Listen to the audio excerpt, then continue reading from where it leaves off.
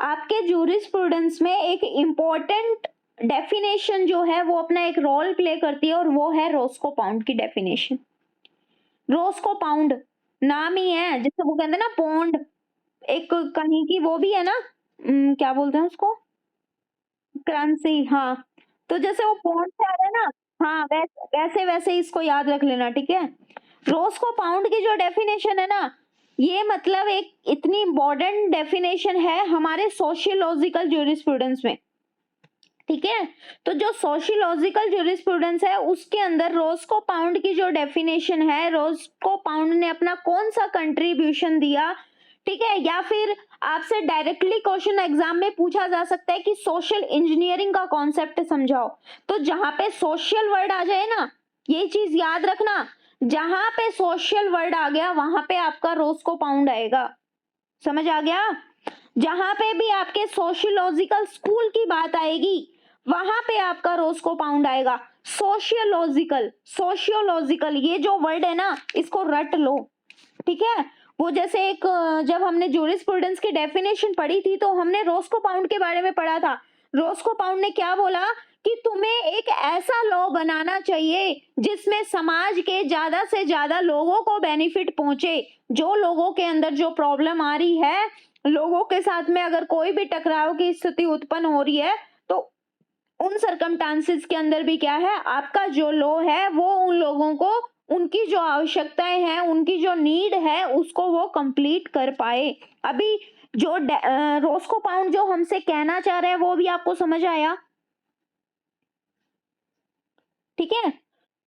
Roscoe pound जो था ना, उसने समाज को लिया आगे, ठीक है, जो हमारा समाज है उसको लेके आया है। और ये जो आपके सोशियोलॉजिकल जो स्कूल है, जो सोशियोलॉजिकल जो स्कूल है, इसके अंदर ये जो सोशल इंजीनियरिंग का जो ये कॉन्सेप्ट आया ना, ये एक जूरिस्प्रूडेंस में एक बहुत बड़ी देन थी, ठीक है।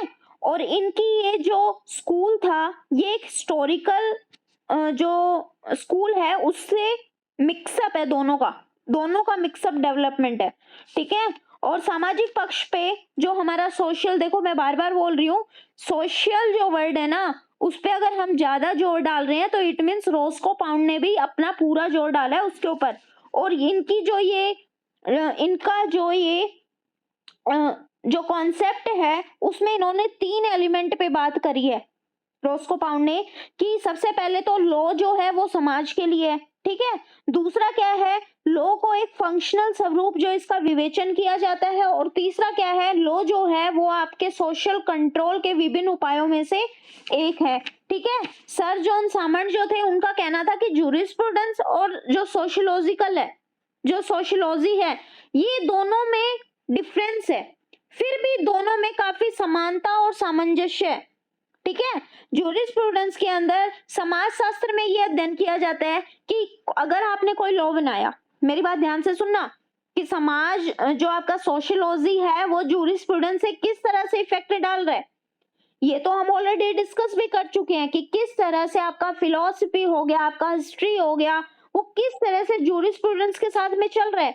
तो जो सोशियोलॉजी है वो इतना क्यों इफेक्ट डाल रहा है जूरिस्प्रूडेंस के ऊपर, तो सुनो कि अगर आपने कोई लॉ बनाई तो उस लॉ का इफेक्ट जो है वो समाज पे पड़ेगा कि नहीं पड़ेगा, बताओ। कोई अगर लॉ है वो समाज की कितनी सीमा तक ग्राह्य होगी, ठीक है। अगर आपने कोई लॉ बनाया, उस वो जो लॉ बना उसका कितना ऑब्जेक्ट आपने आपको सफल करवाया, आपने जो उस लॉ को बनाने का जो आपका ऑब्जेक्ट था, वो ऑब्जेक्ट की प्राप्ति आपको कहां तक मिली, ठीक है। लॉ किस प्रकार की होनी चाहिए थी जो आपने नहीं बनाई, है ना। और समाज सुधार के लिए अगर हमें समाज के अंदर इंप्रूवमेंट लेके आनी है तो उसके लिए कैसी लॉ बन सकती है, सारी चीजें हमारे सामने निकल के आती हैं। तो इस तरह से क्या है कि ये दोनों सब्जेक्ट तो अलग अलग है, जूरिस्प्रूडेंस लॉ की नॉलेज दे रहा है, सोशियोलॉजी हमें समाज के बारे में पढ़ा रहा है, लेकिन ये जो दोनों चीजें हैं ये अलग अलग तरीके से, अलग अलग होने के बावजूद भी एक दूसरे से क्या है, जुड़ी हुई है। क्योंकि अगर कोई भी लॉ बनेगा तो वो लॉ समाज के ऊपर क्या इफेक्ट डालेगा, समाज के अंदर वो कितना गया, समाज के अंदर जो उसके ऑब्जेक्ट की पूर्ति करनी थी उसने, वो कहाँ तक बनी, और अगर ऑब्जेक्ट की पूर्ति नहीं हुई तो भाई लॉ कैसी होनी चाहिए थी। ऐसे डिफरेंट टाइप के क्वेश्चंस हमारे सामने निकल के आते हैं, ठीक है। तो इनका मेन ऑब्जेक्ट क्या है कि लॉ जो है वो किसके अनुकूल होनी चाहिए, आपकी समाज के अनुकूल होनी चाहिए, ठीक है। और ऐसी अनुकूलता में हमें लॉ में क्या है, अमेंडमेंट भी करने चाहिए। अमेंडमेंट तो किए जा सकते हैं ना, इंप्रूवमेंट करते हैं हम लोग। जो लॉ ह्यूमन बीइंग को बेनिफिट ही नहीं पहुंचा रही है तो उस लॉ को रिपील्ड कर देना सही है कि नहीं है, बताओ। और ह्यूमन जो है वो तो रह तो समाज में ही रहा है ना, तो लॉ तो हमें किसके अकॉर्डिंग बनानी चाहिए, किसके अनुकूल होनी चाहिए, आपके समाज के अनुकूल होनी चाहिए। दोनों का देखो, लॉ का बेनिफिट किसको पहुंचाना है, ह्यूमन को, और समाज का जो बेनिफिट है, सोशियोलॉजी है, वो भी किसको बेनिफिट पहुंचाना चाह रही है, ह्यूमन को। दोनों तो पर्सन तो रह ही रहे हैं ना, दोनों तो भाई दोनों ह्यूमन बीइंग से ही रिलेटेड है, ठीक है। अंतर केवल सिर्फ इतना है कि जो आपके जो आपके समाजशास्त्री होते हैं उनका ध्यान इस बात पे केंद्रित रहता है कि जो लॉ है वो ह्यूमन या जो मानव का लॉ पर क्या इफेक्ट पड़ता है, ठीक है। लेकिन जूरिस्प्रूडेंस जो है वो जूरिस्ट जो है वो आपके वो विधि के उस पहलू पे उनका ध्यान रहता है कि जिसके द्वारा समाज के लोगों में जो भी उनका व्यवहार है उनको किस तरह से आप रेगुलेट कर सकते हो, ठीक है। जूरिस्प्रूडेंस जो आपकी सोशियोलॉजिकल जो स्कूल है उसके समर्थन में आपके Bentham, Comte, Ihering, Duguit, Roscoe Pound आदि का जो नाम है वो आप विशेष तौर पे जो है लिया जाता है। रोस्को पाउंड की जब भी मैं बात करूं तो डीन जो रोस्को पाउंड थे वो सोशियोलॉजिकल स्कूल में सबसे आगे उनको माना जाता था, ठीक है। अमेरिकी जूरिस्ट रोस्को पाउंड ने सुप्रीम कोर्ट के एज ए जो एडिशनल जज और लॉ प्रोफेसर के रूप में भी उन्होंने काफी मतलब अपनी क्या बोलते हैं उसको प्रसिद्धि जो है वो हासिल की है। और जो आपके सोशियोलॉजिकल जो जूरिस्प्रूडेंस है उसमें भी उन्होंने अपना गहन अध्ययन किया इस विषय पर। हार्वर्ड लॉ रिव्यू में उनके अनेक लेख भी प्रकाशित हुए। उन्होंने जो इन्वेस्टिगेशंस करी, जो भी जैसे वो बोलते हैं ना शोध, उन्होंने मतलब इसके ऊपर एक रिसर्च भी किया कि किस तरह से। और रोस्को पाउंड ने अपनी सोशियोलॉजिकल जो स्कूल है उसमें एक फंक्शनल उसको रूप प्रदान किया और वहां से उन्होंने एक कॉन्सेप्ट लिया, वो था आपका सोशल इंजीनियरिंग। तो मैं हमेशा से एक बात कहती हूँ कि अगर कोई इंजीनियर है तो वो देखेगा कि मुझे इस चीज को कैसे बनाना है। ठीक इसी तरह से जो रोस्को पाउंड थे वो भी ये कहते थे कि तुम एक ऐसा लॉ बनाओ जो समाज के अंदर अगर किसी को कोई परेशानी हो रही है तो उस परेशानी को क्या है सॉल्व किया जा सके। क्लियर हुआ। जो आपका सामाजिक सोशल इंजीनियरिंग का जो कॉन्सेप्ट है ना इसको पढ़ना बहुत जरूरी है, ठीक है। पाउंड ने जो ये इंजीनियरिंग का जो अर्थ निकाला है ना, इंजीनियरिंग का अर्थ इन्होंने वही इंडस्ट्रियल जो इंजीनियरिंग है ना उसको माना है। रोस्को पाउंड के मत में ये जो इंजीनियरिंग है ये एक प्रोसीजर है, ये एक एक्टिविटी है और ये कार्यों को कंप्लीट करने में क्या है निहित रखती है। ये ज्ञान या समूह या व्याख्या पे निश्चित नियम मात्र नहीं है, ये कोई ओनली रूल नहीं है। वो कहते हैं कि भाई तुम इसको एक एज ए फंक्शन के रूप में काम करो। अगर आपने जब मैंने कॉन्सेप्ट ला दिया सोशल इंजीनियरिंग का तो वो एज ए इंजीनियरिंग आप काम करो ना। रोस्को पाउंड का ये भी कहना था कि इंजीनियर जो करता है उससे उसकी वैल्यूएशन होती है, ठीक है। उसके कार्यों का वैल्यूएशन किया जाता है, उसके ऑब्जेक्ट की प्राप्ति उसके ऊपर डिपेंड करती है जिनके लिए वो कार्य किए जाते हैं। अभी एक बात बताओ, इंजीनियर का क्या काम, नॉर्मल इंजीनियर का काम बताओ, कोई भी एक स्टूडेंट बताओ।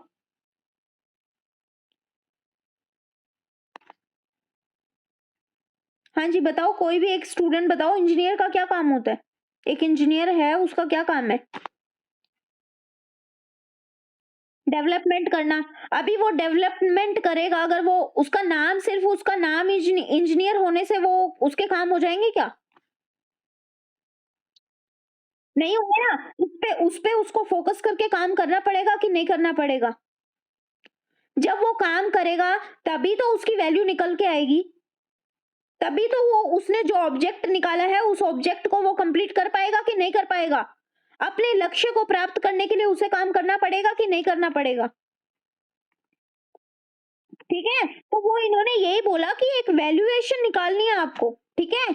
जो इनके बीच में जो पारस्परिक चिंतन है उससे अलग हटके जो जुरिस्ट हैं, जो जजेस हैं या फिर जो लॉ को बनाने वाले हैं, उन सभी को समान रूप से देखा है। सभी से ये क्रियाशीलता और सृजनशीलता की अपेक्षा की है जिससे एक आइडल जो समाज है उसकी संरचना हो सके। ठीक है, विधि का जो फॉर्मेट है उसके अंदर वाद विवाद करने की अपेक्षा लॉ की जो व्याख्या है वो विधि की व्यवस्था की रूप में की। ठीक है, राइट्स पे अधिक बल ना देके, जो राइट्स है ना उनके ऊपर ज्यादा ध्यान ना देके इन्होंने उनके इंटरेस्ट पे, क्लेम्स पे और उनकी जो डिमांड्स हैं उस पे इन्होंने ज्यादा अध्ययन किया। इस बात का अध्ययन किया जो कुछ करने के लिए अपेक्षित है वो कहाँ तक किया जा सकता है, न केवल यह कि वह कैसे किया जाए। जो रोस्को पाउंड थे उन्होंने ये बात करी कि अगर आपको जो काम आपको करना है तो आप कहां तक कर सकते हो उस पे बात करो, ना कि वो कैसे किया जाए पे बात होगी। ठीक है, फिर जो आपका सोशल इंजीनियरिंग से अभिप्राय जो है वो उस पार्ट से है जो कि आपका एक राजनीतिक रूप से संगठित जो भी समाज है उसके कार्यों के माध्यम से जो ह्यूमन रिलेशंस हैं उनके बीच में व्यवस्थित करने का प्रयास किया। उनका लक्ष्य था कि जो ह्यूमन की जो इच्छाएं हैं, उनके जो क्लेम्स हैं आदि की संतुष्टि हो। ठीक है, विधि व्यवस्था के अंदर कम से कम विरोध हो, कम से कम विरोध उत्पन्न हो, मनमुटाव कम हो। और उनके ये जो रोस्को पाउंड की जो ये थ्योरी थी तो इसके अंदर इसके लक्षण क्या क्या थे, तो इसके डिफरेंटली लक्षण क्या थे कि ये जो था एक तो ये जो लॉ का जो वास्तविक संचालन है उसके ऊपर जोर देता है। ठीक है, जजेस के जो भी प्रेसिडेंट्स हैं यानी कि पूर्व निर्णय जो है उसमें विधि के निर्माण का तत्व भी निहित रहता है। ठीक है, संरक्षण की अपेक्षा विधि द्वारा सामाजिक उद्देश्यों की पूर्ति पर विशेष ध्यान देता है। ठीक है, इन्होंने ज्यादा पेनल्टी पे ध्यान नहीं दिया, इसने तो ये देखा कि भाई मैं जो है समाज के लिए क्या कर सकता हूँ, और इसका विधि के बारे में एक क्रियाशील दृष्टिकोण है, विजन है। दूसरे शब्दों में बोलूं तो विधि का मुख्य कार्य सभ्यता को विकसित करना है, सभ्यता को डेवलप करना है। और यहाँ पे सभ्यता का मीनिंग हुआ कि मानव सृष्टि से निरंतर संघर्ष करते हुए अपनी शक्तियों का कंटिन्यूअस डेवलपमेंट होता रहे। लोगों का जो पहला कार्य है वो सभ्यता को डेवलप करने का, जो आप उनके जो सोशल एलिमेंट्स हैं उनको सर्च करना है।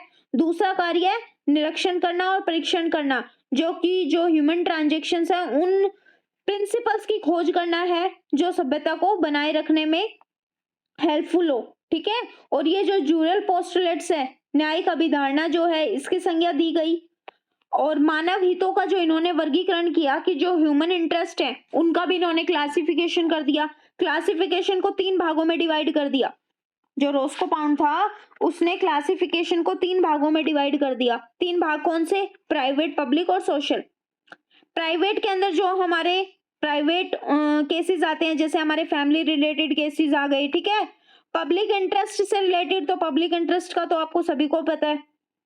ठीक है, जो आपके सोशल जो इंटरेस्ट है उनको भी प्रोटेक्ट करता हो और सामाजिक हितों में शांति व्यवस्था को बनाए रखना, है ना। और पाउंड का ये कहना था कि जब इन हितों में टकराव की स्थिति उत्पन्न हो जाए और उस टकराव को खत्म करने के लिए आपको एक ऐसी लॉ बनानी चाहिए जो लोगों की आवश्यकताओं को क्या है, पूर्ति कर सके। जो इनकी जो जुरल पोस्टुलेट्स आई, न्यायिक अभिधारणाएं आई, ठीक है, तो इसमें भी रोस्को पाउंड में जूरिस्प्रूडेंस की एक अनुपम देन थी। इन्होंने बताया कि एक सभ्य समाज के लिए प्रत्येक मनुष्य की आकांक्षा रहती है कि अन्य व्यक्ति उसके साक्ष्य में आक्रमण ना करे। भाई देखो, हर एक पर्सन ये चाहता है कि मेरे मामले में कोई इंटरफेयर ना करे। हम लोग भी चाहते हैं, जितने भी क्लास में बैठे हैं चाहते हैं ना सारे, बताओ, है ना। ठीक है, हर एक पर्सन का ये रहता है, हर एक पर्सन देखो ये सोचता है कि मैंने जो कमाया है ना वो मेरे ऊपर ही खर्च करूं मैं। दूसरे के ऊपर कोई खर्च करता है क्या? आंसर दो भाई। हर एक पर्सन की यही सोच रहती है ना कि भाई उसने जो कमाया है उसका जो भी उसको कंसिडरेशन मिला है वो उसको खुद करे, खुद उसके ऊपर ओनर बन के रहे, खुद का कंट्रोल होना चाहिए, होता है ना। हर एक पर्सन ये आता है कि समाज के अंदर जिस भी आदमी से वो मिले वो उससे अच्छे से बिहेव करे। ठीक है, हर एक व्यक्ति ये चाहता है कि उसने जो काम किए हैं वो इस प्रकार से करे कि दूसरे आदमी को नुकसान ना हो। ठीक है? कुछ ऐसी वस्तुएं होती हैं जिससे अगर मान लो वो पलायन हो जाए तो दूसरे आदमी को नुकसान कारित हो जाता है, तो वो अपनी ऐसी वस्तुओं पे कंट्रोल रखे। याद है टॉर्ट के अंदर पढ़ा था राइलेंस वर्सेस फ्लेचर का केस, याद हो तो किसी को? पलायन हुआ था ना। तो अगर आप अपनी जगह के ऊपर ऐसी कोई चीज रखे हो जिससे दूसरे को नुकसान हो, तो ऐसी वस्तुओं पे आपको कंट्रोल तो रखना पड़ेगा ना। ठीक है? हर एक पर्सन ये चाहता है कि जहां पे वो काम कर रहा है उसको वहां पे प्रोटेक्शन मिले। ठीक है? हर एक पर्सन ये चाहता है कि जब उसका बुढ़ापा आए ना तो समाज उसकी हेल्प करे।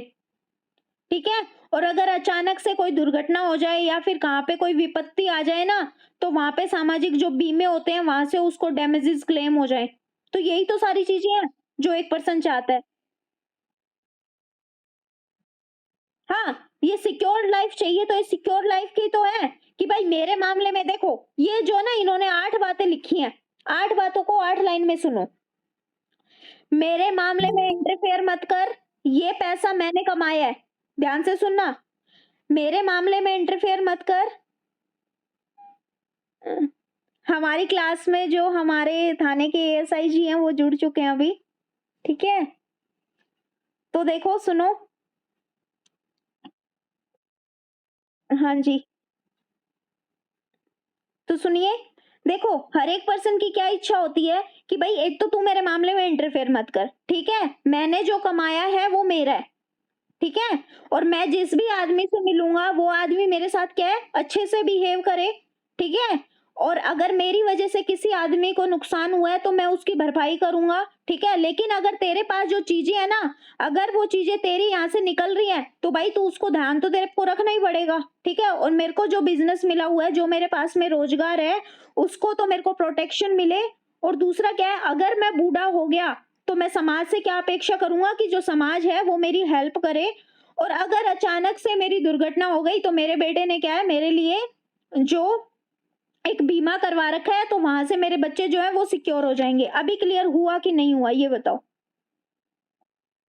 ठीक है? फिर देखो, दूसरी चीजों की अगर बात करूं, इतनी सारी चीजें होने के बावजूद भी भाई रोस्को पाउंड ने बोला कि तुम्हें जो भी लॉ बनाने हैं वो तुम समाज के अकॉर्डिंग बनाओ, वो समाज को कितना बेनिफिट पहुंचाते हैं उसके लिए बनाओ। ठीक है? लेकिन इसको क्रिटिसाइज करने वाले लोग भी बहुत थे। तो रोस्को पाउंड ने अपने सिद्धांत में जो भी समाज को एक उद्योग या फिर कारखाने के समान लगा, क्योंकि यहाँ पे तो इसने इंजीनियरिंग का वर्ड यूज किया था ना, तो इसने समाज को क्या कर दिया, एक इंडस्ट्री के रूप में ले लिया, जो कि एक प्रॉपर नहीं था। ठीक है? क्योंकि कारखाना जो उद्योग होते हैं, उद्योग वगैरह होते हैं, वो क्या है, हमेशा परमानेंट होते हैं। लेकिन समाज तो चेंज होता रहता है ना भाई, समाज में तो चेंजमेंट आता ही है। ठीक है? तो इन्होंने जो इसको ये इंजीनियरिंग का जो एक कॉन्सेप्ट लेके आया ना, जो इसने अपनी तुलना एक इंडस्ट्री से करी, वो यहाँ पे सही नहीं थी। फिर दूसरी चीज क्या है कि जो आपका सोशल इंजीनियरिंग का जो सिद्धांत है वो आपकी परिकल्पनाओं पे आधारित था, ना कि वास्तविकता की जो भी सत्यता है उसके ऊपर। ठीक है? फिर इन्होंने एक इसको, जैसे वो कहते हैं ना, इसके ऊपर एक प्रैक्टिकल करना है, एक एक्सपेरिमेंट करना है, उस एक्सपेरिमेंट का फॉर्मेट माना। ठीक है? इन्होंने बोला कि मानो समाज जो है वो छोटे मोटे उपकरण या औजार हो, जो कि एक ठीक बात नहीं है। फिर उसके बाद में रोस्को पाउंड ने जो थ्योरी ऑफ इंटरेस्ट, जो कि समाज के लिए महत्व नहीं रखता, क्योंकि इसमें डिफरेंट टाइप के लोग जाति, धर्म, भाषा या वंश के आधार पे जो माइनॉरिटी है वो भी पाई जाती है।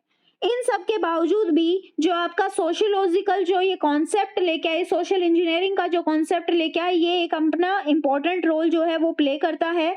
और इसके अंदर जो इन्होंने इंटरेस्ट की बात करी, तो 3 टाइप के जो इंटरेस्ट निकल के आए, प्राइवेट इंटरेस्ट, पब्लिक इंटरेस्ट और सोशल इंटरेस्ट, इनके ऊपर भी इन्होंने क्या है, पूरे तरीके से जो ध्यान दिया। तो जब भी आप रोस्को पाउंड के बारे में पढ़ोगे तो आपको एक वर्ड, सोशल वर्ड जो है वो जरूर ध्यान रखना है कि समाज के अंदर एक पर्सन है, अगर उसको हमें ज्यादा से ज्यादा बेनिफिट पहुंचाना है तो हमें क्या करना पड़ेगा। और सेकंड थिंग इसके अंदर क्या आएगी कि अगर एक समाज के अंदर कोई व्यक्ति रह रहा है तो उसको किन किन चीजों की जरूरत है। तो वो 8 पॉइंट मैंने आपको बता दिए कि भाई मेरे मामले में तू इंटरफेयर मत कर, इंटरफेयर मत करके, यानी कि उस पर्सन के जीवन से लेके और उसकी डेथ तक, कि अगर अचानक उसकी डेथ हो गई तो बीमा कंपनी जो है उसको क्लेम करेगी। क्वेश्चन क्लियर हुआ कि नहीं हुआ?